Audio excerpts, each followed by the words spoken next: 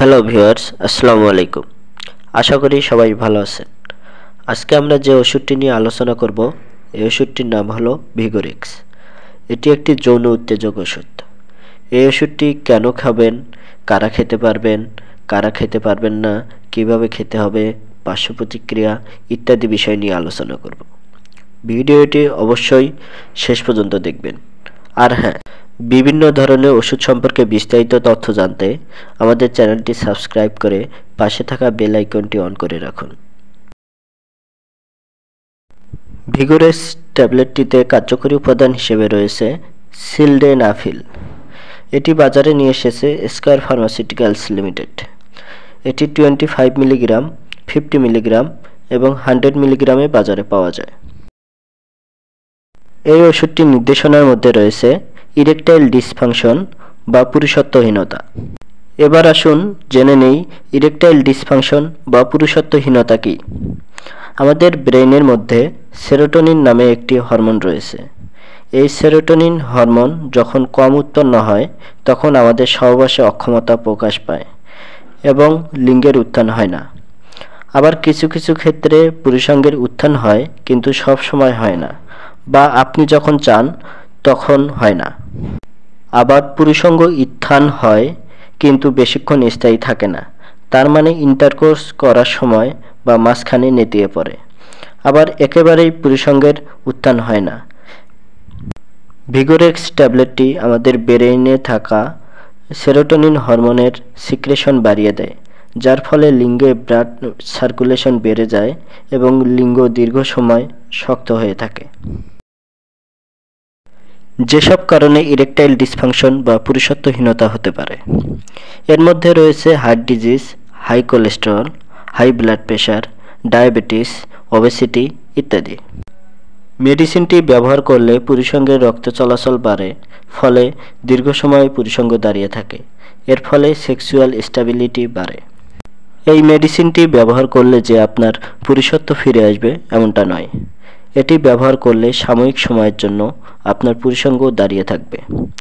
এর ফলে দীর্ঘ সময় আপনি আপনার সঙ্গীর সঙ্গে দীর্ঘ সময় যৌন মিলন করতে পারবেন। এই মেডিসিনটি সাধারণত সেক্সুয়াল ইন্টারকোর্সে যাওয়ার 30 মিনিট থেকে 1 ঘন্টা আগে খেতে হয়, কারণ মেডিসিনটি সেবন করার 12 মিনিট পর থেকে কাজ শুরু করে দেয় এবং কমপক্ষে 4 ঘন্টা পর্যন্ত স্থায়ী থাকে। খালি পেটে বা ভরা পেটে ওষুধটি খাওয়া যায়, তবে খালি পেটে খেলে ভালো ফলাফল পাওয়া যায়। ইরেকটাইল ডিসফাংশন বা পুরুষত্বহীনতা রোগীদের ক্ষেত্রে এই মেডিসিনটি 50 মিলিগ্রাম দিয়ে শুরু করতে হয়, তবে 50 বছরের উপরে রোগীদের ক্ষেত্রে 100 মিলিগ্রাম পর্যন্ত ব্যবহার করা যেতে পারে। এই মেডিসিনটির ম্যাক্সিমাম ডোজ 100 মিলিগ্রাম, তার মানে 100 মিলিগ্রামের বেশি খাওয়া যাবে না। যদি কেউ ইরেকটাইল ডিসফাংশন বা পুরুষত্বহীনতার রোগী না হয়েও এই মেডিসিনটি খেতে চান, তাহলে 50 মিলিগ্রামের বেশি খাওয়া উচিত হবে না। আপনি যদি ইরেকটাইল ডিসফাংশনের রোগী না হন, তাহলে 50 মিলিগ্রামের সর্বোচ্চ ইফেক্ট পাবেন। এবার জেনে নেওয়া যাক এই মেডিসিনটি কারা খেতে পারবেন না। আপনার যদি অ্যাঞ্জিনা পেক্টোরিস বা হার্টের ব্যথা থাকে এবং এর জন্য নাইট্রেটস জাতীয় ওষুধ যেমন নাইট্রোগ্লিসারিন খেতে হয়, তাহলে আপনার জন্য এই মেডিসিনটি নির্দেশিত নয়।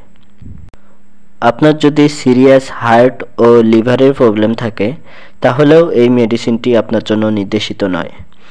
যদি আপনার রিসেন্ট কোনো হার্ট অ্যাটাক বা স্ট্রোক হয়ে থাকে, তাহলেও এই মেডিসিনটি আপনার জন্য নির্দেশিত নয়। তবে স্ট্রোক বা হার্ট অ্যাটাকের পরবর্তী সময়ে ডাক্তারের পরামর্শ অনুযায়ী ব্যবহার করা যেতে পারে, যদি আপনি সেক্সুয়াল ইন্টারকোর্সের লোড নিতে পারেন। আপনি যদি লো ব্লাড প্রেশার বা হাইপোটেনশনের রোগী হয়ে থাকেন, তাহলেও এই মেডিসিনটি আপনার জন্য নির্দেশিত নয়। আপনি যদি অ্যানিমিয়া বা রক্তশূন্যতা এবং লিউকেমিয়া বা ক্যান্সার অফ ব্লাড সেলের রোগী হয়ে থাকেন, তাহলেও এই মেডিসিনটি আপনার জন্য নির্দেশিত নয়। আপনার যদি সিলডেনাফিলে অ্যালার্জিক রিয়াকশন হয়েছিল এমন কোনো হিস্ট্রি থাকে, তাহলেও মেডিসিনটি আপনার জন্য নির্দেশিত নয়। এবার আসুন এই মেডিসিনটির পার্শ্ব প্রতিক্রিয়া সম্পর্কে জেনে নিই।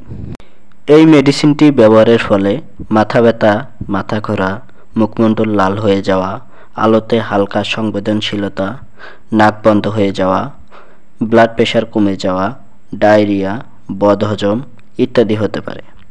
যাই হোক, আপনাদের বলে রাখি, এই মেডিসিনটি কিন্তু একটি প্রেসক্রিপশন অনলি মেডিসিন। তার মানে ডাক্তারের পরামর্শ ছাড়া এই মেডিসিনটি খাওয়া যাবে না। যদি একান্তই প্রয়োজন হয় তাহলে ডাক্তারের পরামর্শ নিয়ে সেবন করা উচিত। ভিগোরেক্স ট্যাবলেটটি সম্পর্কে আপনার কোনো প্রশ্ন থাকলে কমেন্ট করে জানাতে পারেন, আমি উত্তর দেওয়ার চেষ্টা করব।